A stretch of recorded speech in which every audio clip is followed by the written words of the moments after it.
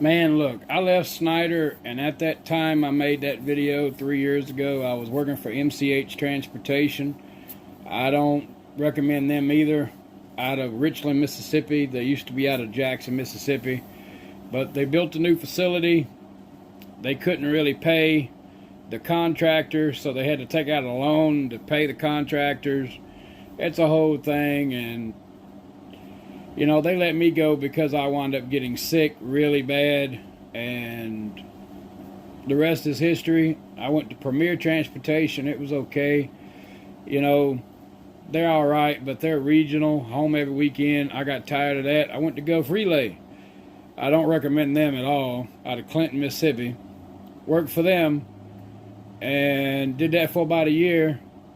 And then I wound up getting all my endorsements, and I went to an LTL company. I can't say which one because I never say who I work for on the internet, because there's too many people on the internet that don't like me that I know in real life that will do anything to try to get me terminated from my job. That's just the way they are. That's how miserable that they live their lives. But the best thing I ever did was to go work for an LTL company, and I make a lot of money. A lot of money, and I'm happy about that. And I highly recommend people getting their endorsements, so they find like a food service company that they can work for as well. If you can do that, then that's also a job that is financially stable for you, because you're going to make a lot of money with them.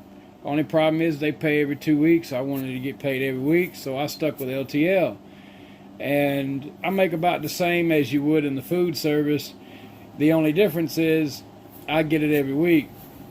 But in the food service, if you decide to go that route, they have shuttle positions and stuff like that you could do that you don't necessarily have to deliver.